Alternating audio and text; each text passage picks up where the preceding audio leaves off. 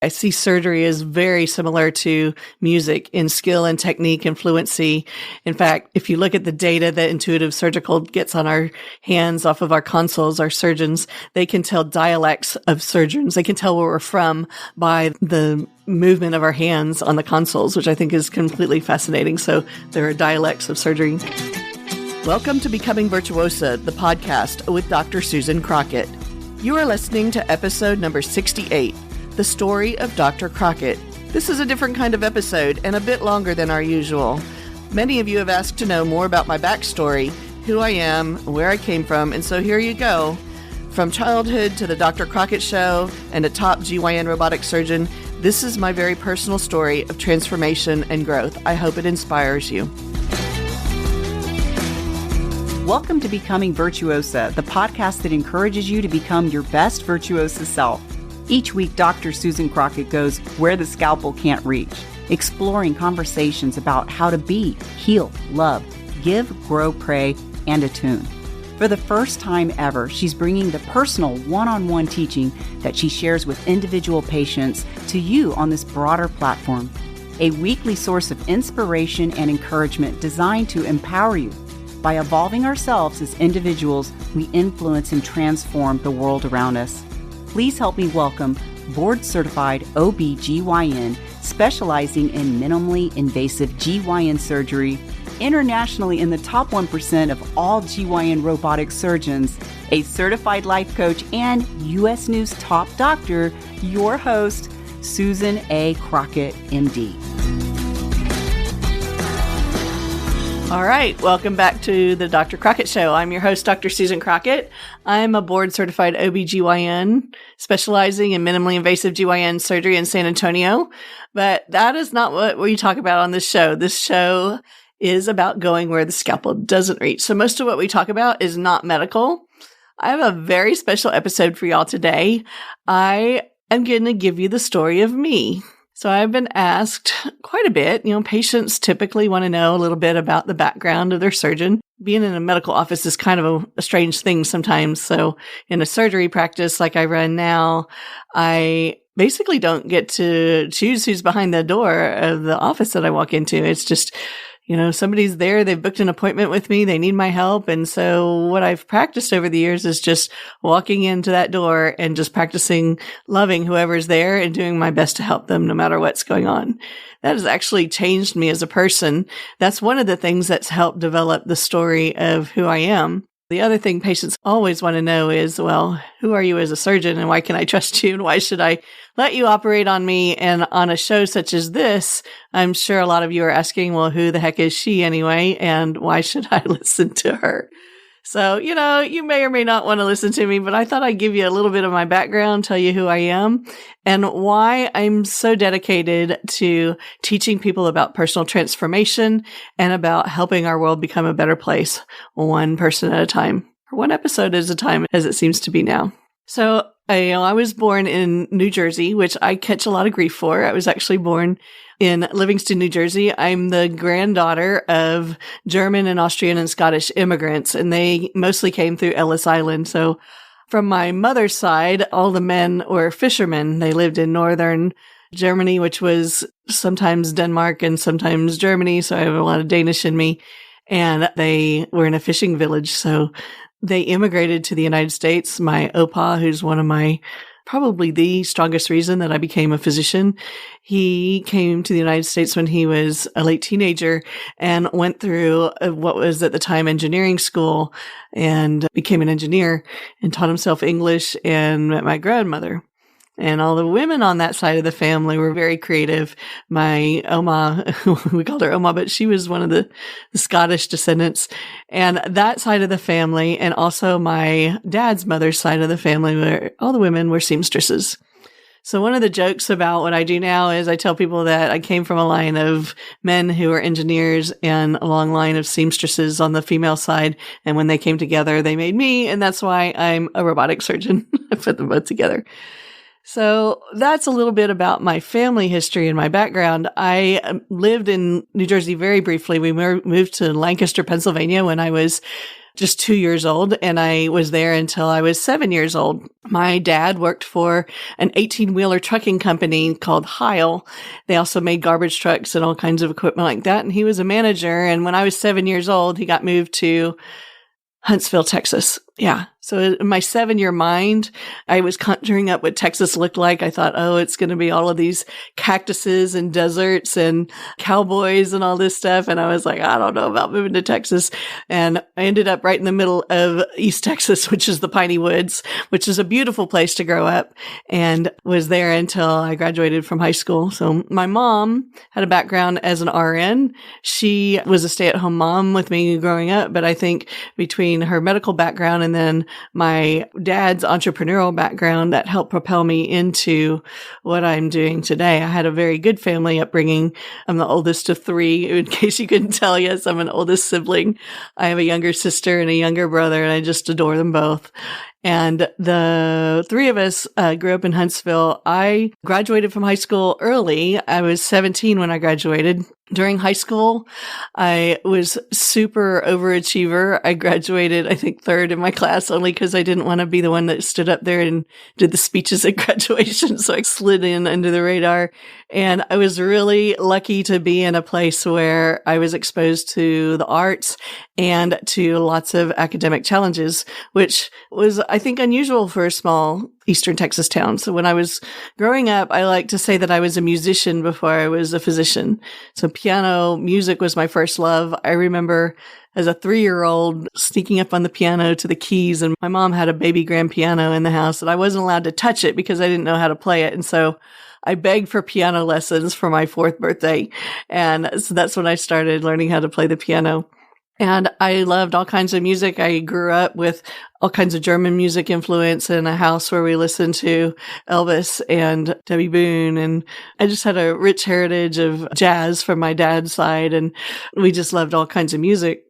So as I was growing up, I continued on piano. And when I got to be about 14 years old, I was in high school.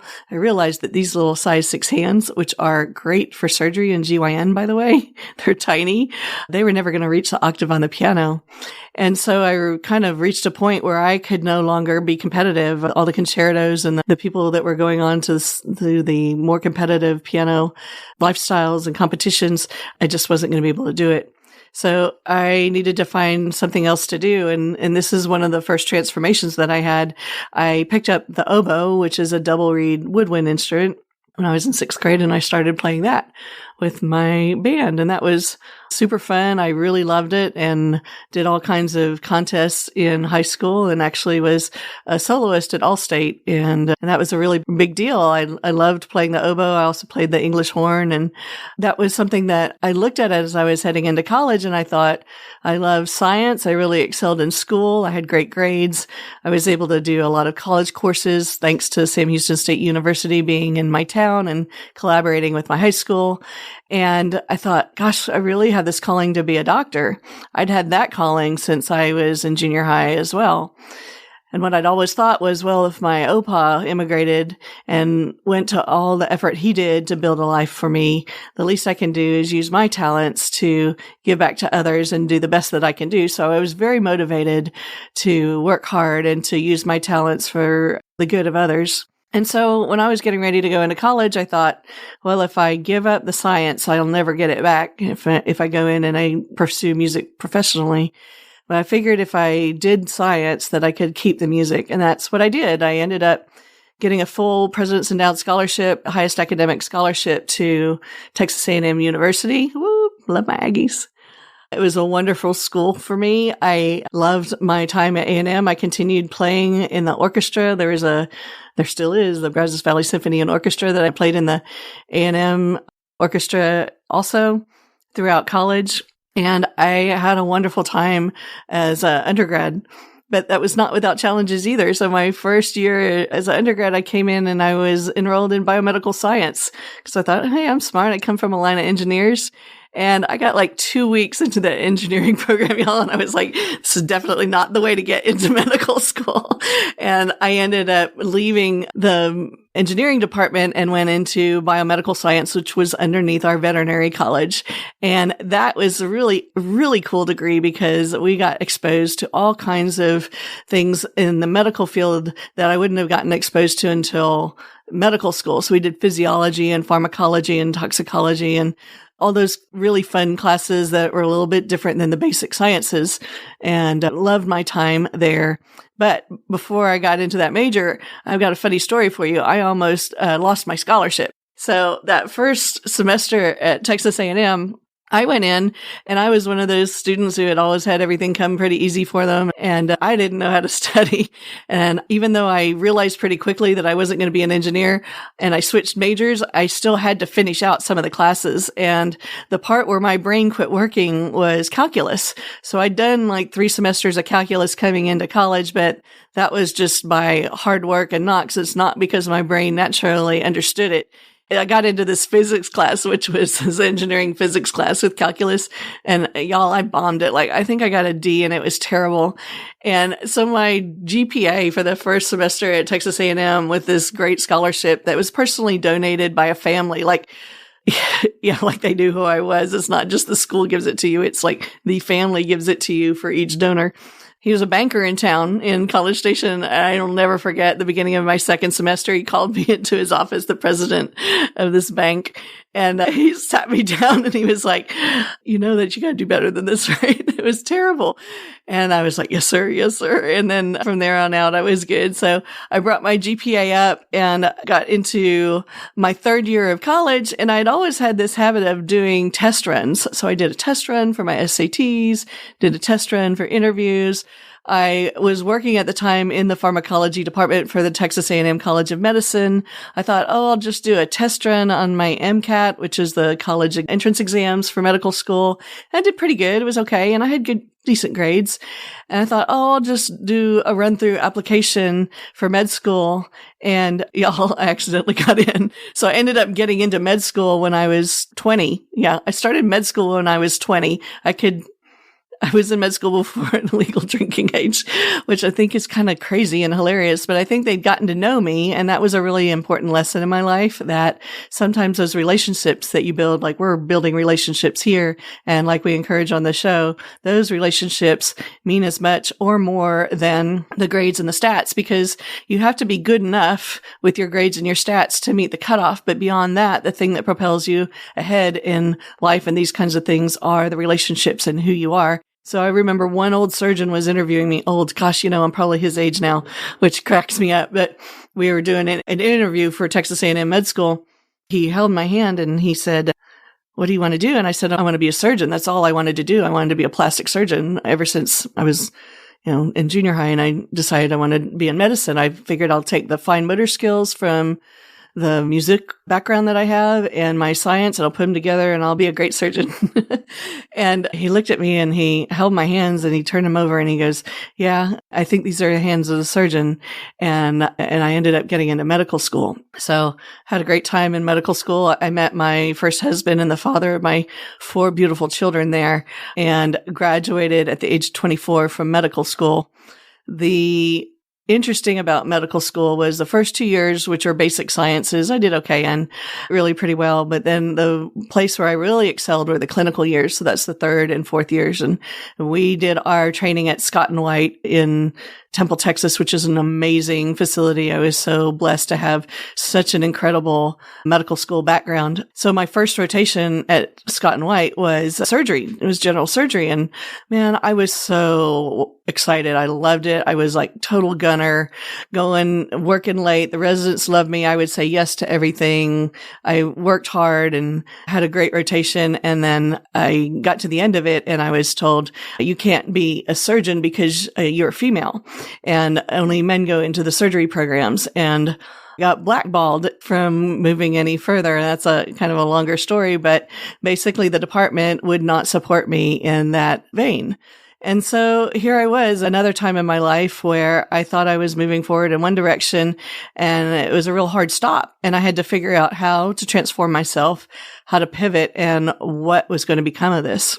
So I did a medicine rotation next, but then my third rotation was OBGYN.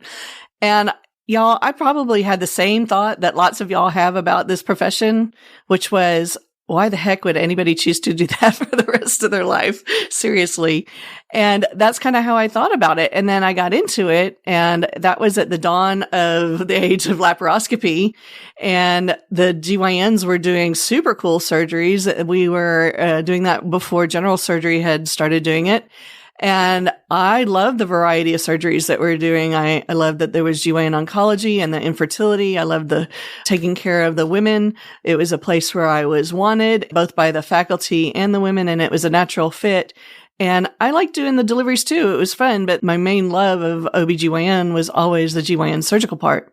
So as luck would have it, I had a person in my faculty who had come from Georgetown University in Washington, D.C.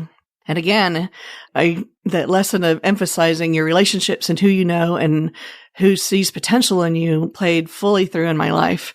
My husband at the time was in the military. I was a military wife. He became an ER physician, but at the time when we were in med school, he was in the military, in the Army. And so we had to do a match. So match is the process that medical students go through to get to residency. And my husband went through a military match, which was a couple of months before I went through my civilian match. So usually when couples are together in med school, they match together and the match program takes that into account, but we weren't able to do that. So we very strategically planned to interview for the military spot that had the most civilian spots around it. And that happened to be Washington, D.C. at Wilford Hall. My husband was super smart. He was AOA and top of the class, and he easily got into that as his choice. And then I interviewed 7 residency programs in the Baltimore and DC area and was lucky enough to be chosen to go to Georgetown University for my residency. So loaded up our VW Bug and our car, and we moved to Washington, DC. I had a fantastic training in OBGYN at Georgetown. I have nothing but great things to say about that residency program. Just so fortunate. I still have relationships with the people that I was in residency with there, and got a very broad-based training. I got excellent surgical training in urogynecology before it was even called that, had incredible laparoscopic training, rotated through GYN oncology, which is the cancer wing branch of the field. There was a fellowship program there, MFM, which is maternal fetal medicine program there, and also a fertility training. Not only did we have the diversity of training there, we also had a diversity of people that we took care of. Washington, D.C. is a fascinating, amazingly culturally diverse place, and we took care of all kinds of people from all kinds of socioeconomic languages. And we worked out of 4 different hospitals. One of them was a university hospital, which was super nice because that's where all of the, professors and politicians and, straight-laced people went. I don't know how to say this politely. It was a really fun place to be, very academic and very highbrow. And then we rotated through Arlington Community Hospital, which is an incredible program where I had an amazing breadth of community skill with great physicians that rotated with us. But that was just very community based and just a ton of volume. And then we rotated through Sibley, which is in the Chevy Chase area, where very exclusive private hospital. But then the real gem of our program doesn't exist anymore. It was called DC General, which was the city hospital that was located right next to the city jail. And during those years, the residents, we ran the city hospital, and we rotated along with the residents from Howard University's residency program. So that was like turning us loose to manage and learn how to become physicians and be leaders. Well, the chief residents ran those programs. There's an amazing diversity of experience with people from, I got some stories. I'm not going to tell you here, but we had some stories. So graduating from residency, I had skill as a surgeon, and I was recognized for that during my program. And I really wanted to be a GYN oncologist because those were the ones that were doing the highest level of surgery. Well, my husband at the time, he had not done his residency yet. He had done a rotation overseas and then had come back and done GMO work, which is primary care work, so that he could choose where he wanted to go. And he chose to come back to San Antonio, Texas. That's how we ended up here. And because it was the best ER residency program in the military at BAMC in Wilford Hall. So I gave up my dream of becoming a GYN oncologist for my marriage and came to San Antonio with him and started practicing general OBGYN while he was starting his residency. And I did that for 2 years and got board certified. And then I was picked up for a job to work for a family practice residency program here in San Antonio. I had not really seen myself as doing that in particular, but I always loved teaching, in case you couldn't tell. And I had applied for the academic programs coming into San Antonio, but just wasn't a really good fit. So I'd ended up in private practice. So towards the end of my board certification, there was a new family practice program being formed at Christus Santa Rosa, and they recruited me to be the director of OBGYN and to start their program and to write their curriculum and direct to take on the responsibility for the obstetrics and GYN training for their program, which was an amazing, incredible experience. I loved my work there, and I worked in that capacity for 7 years. And during that time, the program grew, and we actually had the residents from the university family practice program come over, and I was an assistant professor and did lectures every week. In fact, sometimes people ask for my CV and they want to know how many talks I've given, and I'm like, well, let's see, once a week for 7 years, that's a lot, plus all of the other lectures and guest speaking engagements that I've done. So I got to a point with my CV that I'm just like, I've done a lot of lectures, and if you want me to talk, just ask me if I know the topic and I'll come talk for you. But I no longer list them all anymore. I ended up leaving that program. It was wonderful. It was a great time in my life where I was able to have my 4 beautiful children.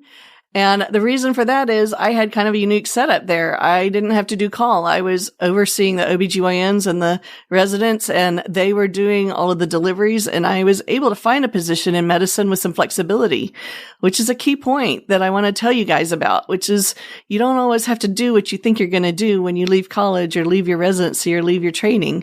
There are often lots of different ways to get to where you're going. And in medicine, there are a lot of options for how you work and what you do as work, from clinical work or surgery to academics to this little job that I had. So during that 7 years while I worked for them, I had my 4 beautiful children, and they are just amazing kids. I love them. And I was really grateful for that program, but I kind of hit a glass ceiling. There was no place for me to go further in family practice because I was an OBGYN. I couldn't move up in administration.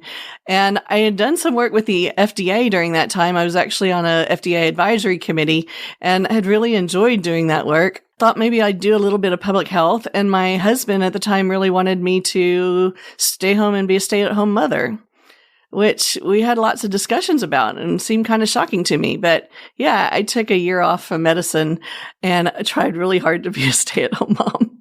I tried really hard. I had help. It just wasn't for me. God bless you women who are doing stay-at-home momming and loving it.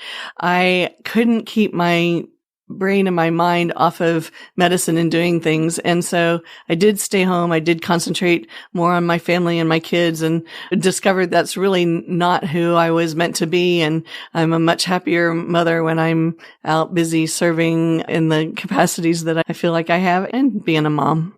But I ended up at the end of that year, during that year, I worked on some projects with the Texas A&M Public Health College and with their master's degree in MPH, and helped them in a project. I worked with the health department in San Antonio on some projects, met some really wonderful people, and got really interested in access to healthcare for people. And so then at the end of that year, I ended up buying a medical practice east of San Antonio at a little town called Livonia, and went into my first entrepreneurial adventure as a physician. I had done some entrepreneurial stuff before. I'm sure you heard about it if you listened to my New Year's talk and my interview with Darren. It was awesome. If you haven't heard it, go back and listen to it. But this wasn't my first business to start, but it was my first practice.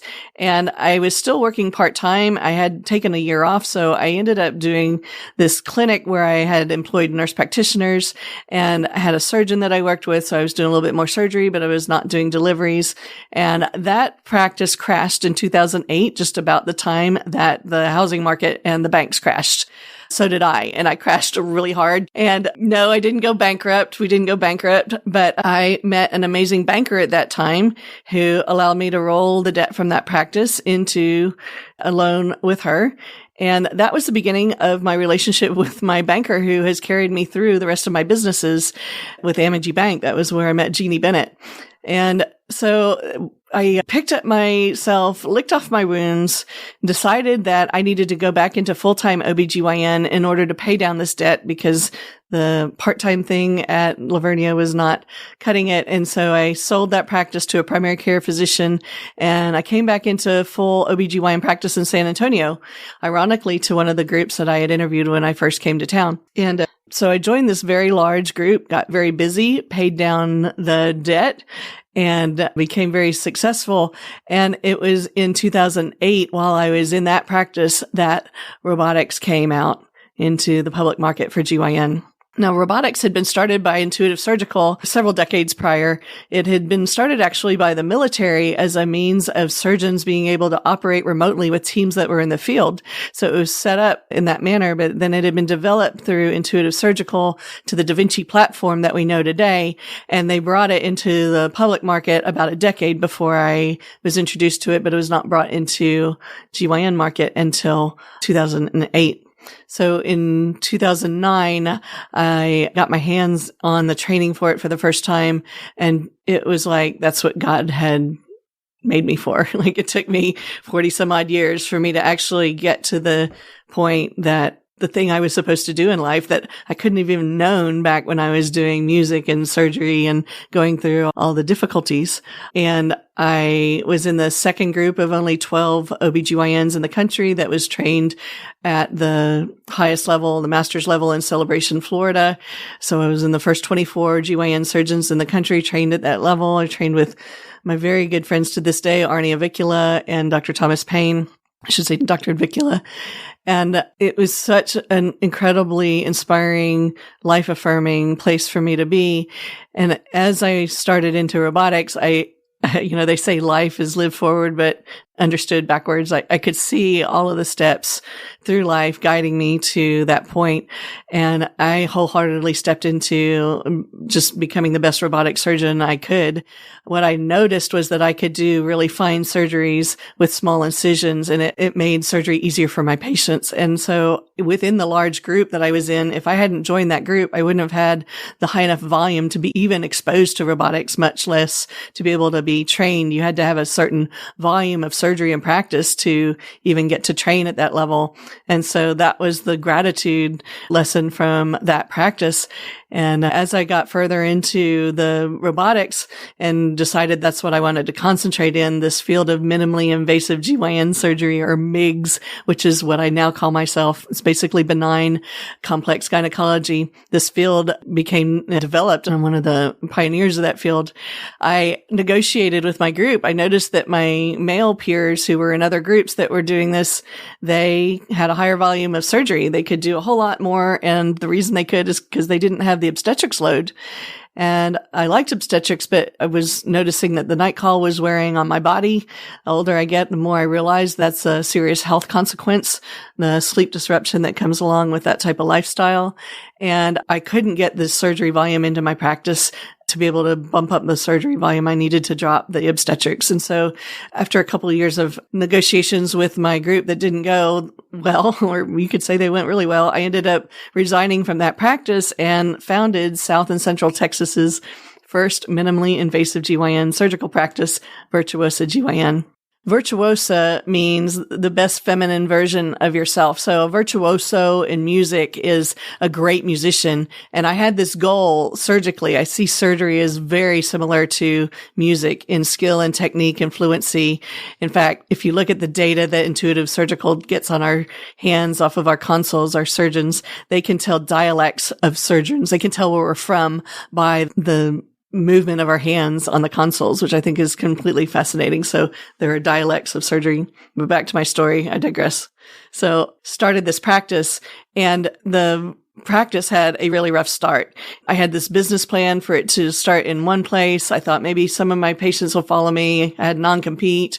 The hospital where I wanted to be didn't have women's surgery. And so I ended up out kind of in BFE, and that fell through really fast and hard. And so again, I almost went bankrupt in 2 years or a year and a half into starting the practice. And there are two things I remember about that time. One was I sat down with my business advisor and I said, what the heck am I going to do? I have like 2 months reserved for payroll and then I'm done. And he looked at me, he and my accountant, I'll never forget it. They said, you have to add obstetrics. And I was like, you have got to be kidding me. I have gone to all this trouble to have a GYN only practice. And you're telling me I have to go back to doing babies and obstetrics? And they're like, no. There's this thing called this laborist program now. You don't have to do the deliveries. But if you saw the patients in clinic and did their early care and their sonograms, you would get visit money very quickly in. You wouldn't have to wait 90 days for a global fee or 9 months for a global fee. You could start with some revenue, and they helped me start a very quick revenue stream, and that actually saved the practice. And then over the years, we gotten stronger with the GYN. We've now dropped the obstetrics because that's not the focus of our practice. And we have amazing obstetric practices that we send our patients to for OB. I do a ton of fertility work, however, and that is really gratifying. So that was one of the major lessons in this startup. The other one was I was sitting in my tiny little office in Schertz, Texas. And when I tell y'all little, I started with me and 2 staff members, my manager and a front desk / biller. And we had 3 little rooms. It was like 900 square feet. And we're sitting there one day and in walks this new CEO from Northeast Methodist Hospital. This was the hospital that hadn't had women's services in 20 years and had no robotics. And they had no interest in me working there. But I had a little office close by because it was my San Antonio office. So anyway, he comes walking in with his physician recruiter and he goes, hey, how would you like to start a new service line for my hospital? I'm the new CEO. And I was like, holy cow. Like, there is no way I could have put that into my business plan 2 years ago. Like, it did not exist. And then here it comes walking in through my door. And I was like, yes, sir.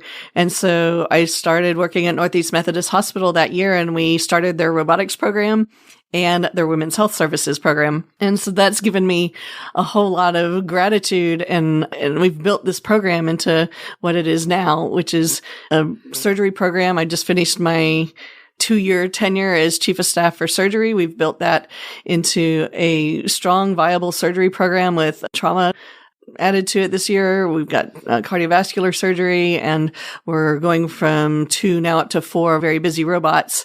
And over these years that I've been sitting there at Northeast Methodist from 2014 until about 2018 or 19, just before COVID, I was just sitting there doing more and more surgeries and learning how to do a practice where we became more efficient with getting the patients in just for surgery for me, and then doing their surgeries and then getting them healed up and healthy so that I could get in more patients and help more people.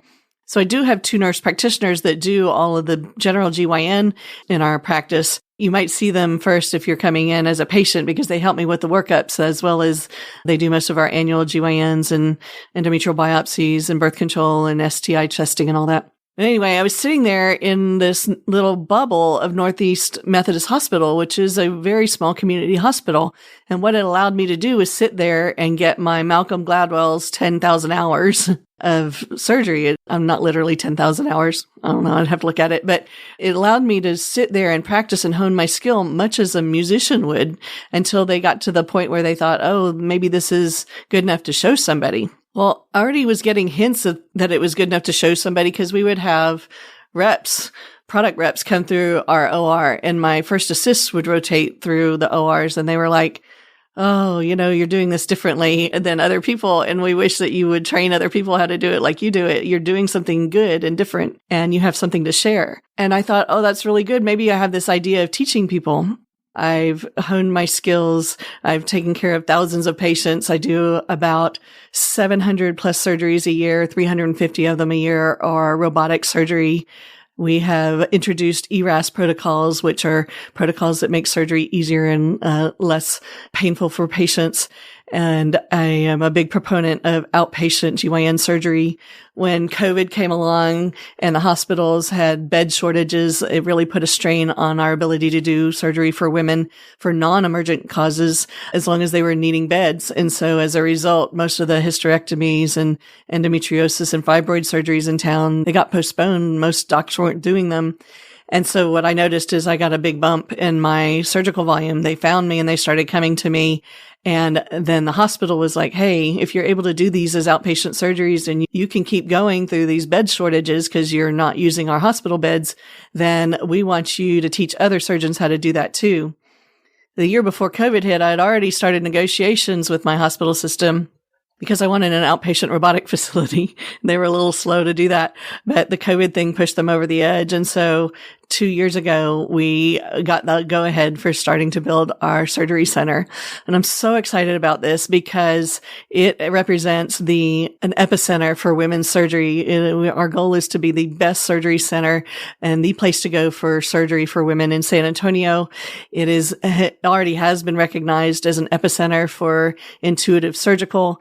And I am recognized not only as a proctor for intuitive surgical and a lecturer for intuitive surgical, but I'm working on virtual proctoring and then creating this new mentorship program. So the educational piece is what's coming next. And that's what I want to just share with you all. I've spent all of this time sitting there doing high volume surgery and honing my skills along with my assistant, Lacey Aguero, who's this amazing surgeon. And she and I have been recognized as the 4th team in the country by Intuitive Surgical to start training for surgical assists to do this at another level. So that's another part of our training. We're also going to be including resident education. We already have residents rotating with us. We'll be increasing that program with dual consults and AV teaching. We have a teaching facility being built where I can be on staff full time instead of being in the office sometime and in the surgery sometime. My office is going to be right above the surgical suite. So I will be an on-site mentor for younger surgeons, not just residents, but also people in the community, surgeons who have gotten trained but wish to increase their skills, increase their complexity of surgeries that they're able to complete. They'll now be able to come to our facility and have an on-site mentor to be able to help them learn those skills. In this way, I'm hoping to fulfill our goal of making minimally invasive surgery or surgery easier for more women, because I can do a whole bunch, but I'm only one person. I can do a whole lot more if I educate. And that includes not just educating you as the patients and knowing what's available, but also educating other physicians so that they know what's available and they can bump up their skills too. So to give you an idea what that looks like, in my practice, about 98 to 99% of our surgeries are completed minimally invasively. That means that they don't have a large incision. The other thing is 95% of our surgeries are completed as outpatient surgeries. So most of our surgeries that stay inpatient are either people who have complex medical problems and need to stay for anticoagulants or cardiovascular therapies or other medical reasons. So contrast that with what I was doing when I was a general OBGYN. About a third of my patients were open cases and only about probably 40% were outpatient. And so it's my hope to take what we've learned and what we've done and be able to teach others so that we can bring better surgeries to you.